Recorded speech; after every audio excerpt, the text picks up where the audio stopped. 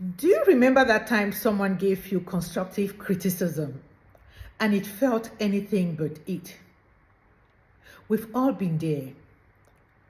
But what if I told you that that moment was a missed opportunity to catapult your personal evolution? Feedback is a gift. Unfortunately, many young people see feedback as a negative attribute. They take it really bad. So today I want us to reflect on looking at feedback more as an opportunity than a criticism. This video will show you how to flip the script, turning those uncomfortable critiques into the most powerful catalyst for your continuous growth and progress.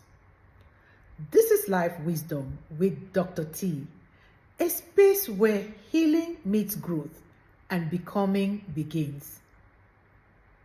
Our brains are wired for survival. And because our brains are wired for survival, when feedback comes, especially unexpected or critical feedback, the brain often hears danger instead of data. But I tell you, my dear students, open your hearts to feedback because the feedback is meant to help you get better. However, the brain often hears danger because it is critical feedback.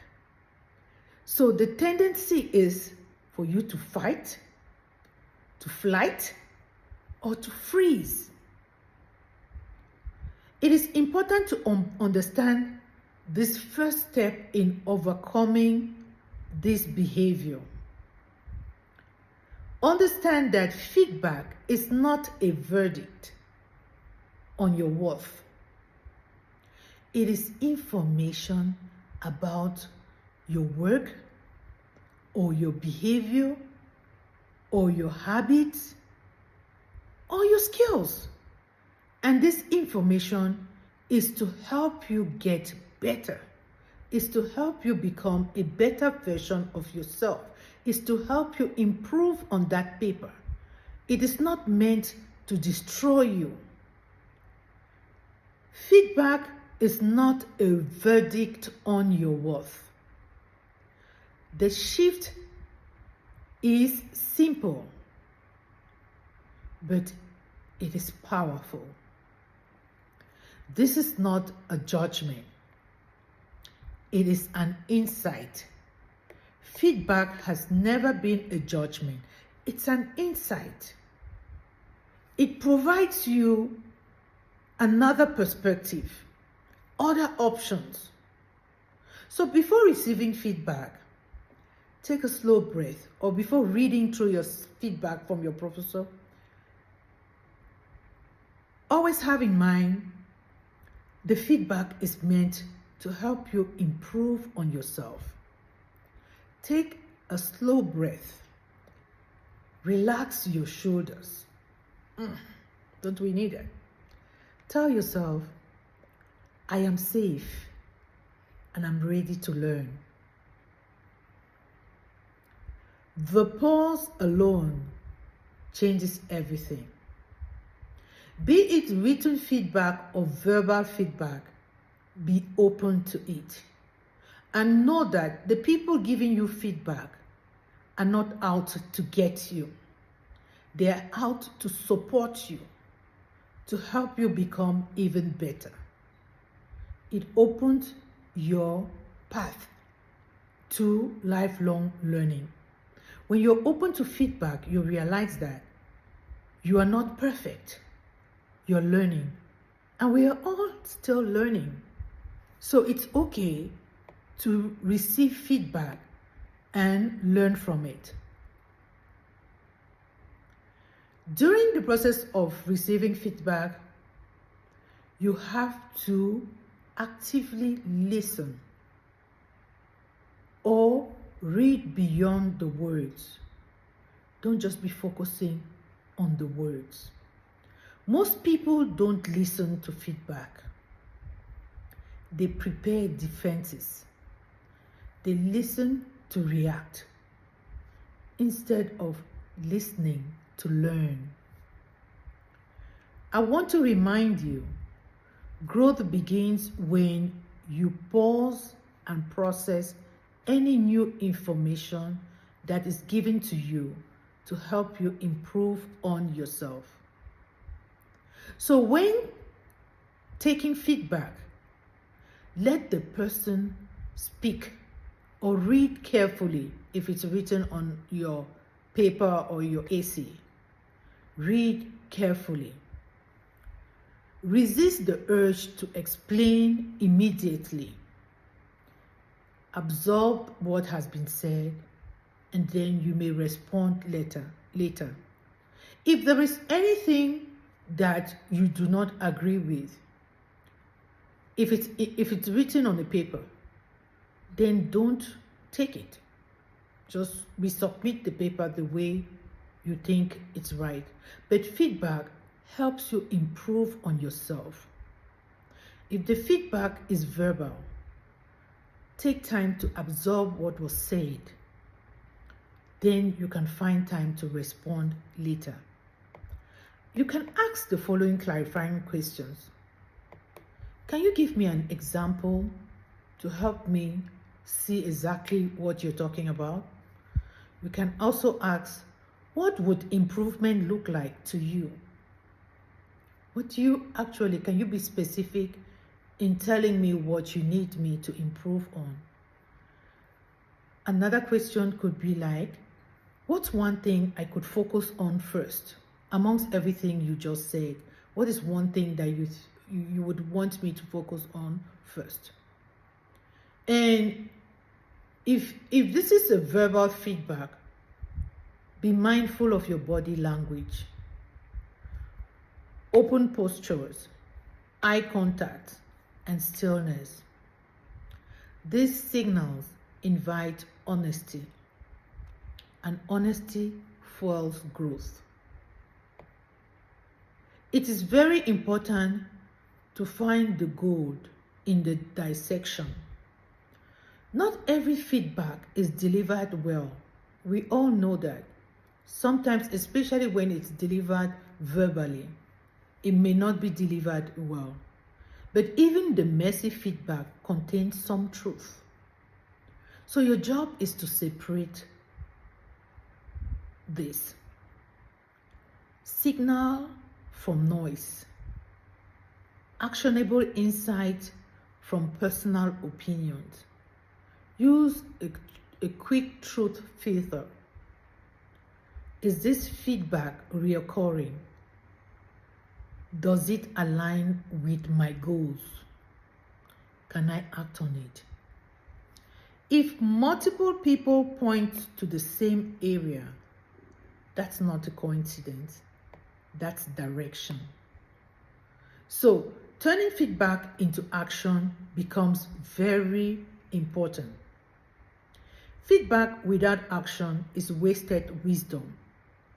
Use the feedback given to you to improve on your work. If it's schoolwork, if it's your job, employment, or it's a behavior, use the feedback given to you to become a better version of yourself. Turn insights into a plan that you can rely on, a plan that you can actually use to improve on yourself. For example, when turning feedback into a plan, think of one specific behavior you would like to change. Maybe one measurable improvement that you would like to see. Or one short timeline of events that you are ready to make come true. For example, not all do better. but I'll ask for clarity before responding in meetings. And now, if it's written feedback on maybe an essay or schoolwork, take those feedbacks seriously. Go do some more research, read more, and respond to those feedback to improve on your work. It will help a lot. Many students think teachers just provide feedback on their essays just because we have a lot of time to write. No, usually those feedbacks are meant to help you improve on the quality of your paper. So when you're seeking feedback as well, seek, especially when it's verbal, seek it intentionally. You seek intentional feedback from people like your mentors, your peers, your teachers, or people who want you to grow. Growth is iterative. Implement, observe, and adjust. Pay attention, for you can use the feedback to grow, to implement something, to observe what is happening, and then you adjust maybe your behavior. That's how mastery is built. You master something by being able to recognize your shortcoming, accepting feedback as learning moments, not as criticism. It is important to cultivate a growth mindset. If you do not have a growth mindset, feedback becomes a challenge. But with a growth mindset, feedback is more of your advantage. Discomfort is not failure, it is training. Feedback stretches you the same way resistance strengthens your muscles. When you say something like, "Thank you for telling me," even when it's hard, you build resilience, you deepen trust, and you become someone people invest in. You want to be that person people are happy to invest in. Eventually, you become a feedback magnet, someone known for growth, maturity, and leadership. And that reputation will open you many doors because you are a learner. A learner is open to accepting challenges and is open to learning new perspectives. It's not tight on their ideas, and they take feedback as learning moments. So if you're still learning who you are, I want to remind you, feedback doesn't define you, it refines you. I'll repeat that.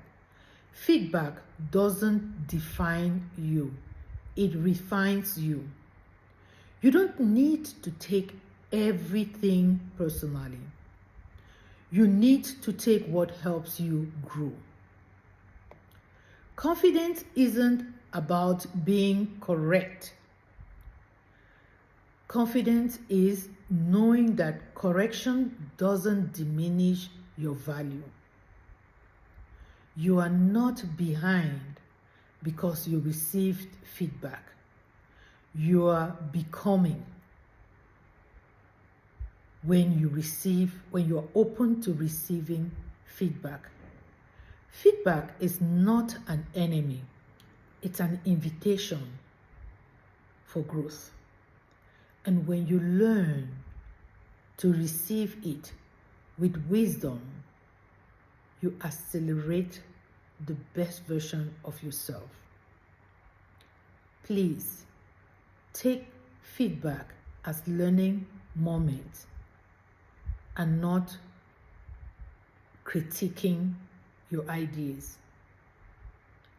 I hope you enjoyed this reflection, and if you did, please make sure to subscribe, like, and comment, and come back for more.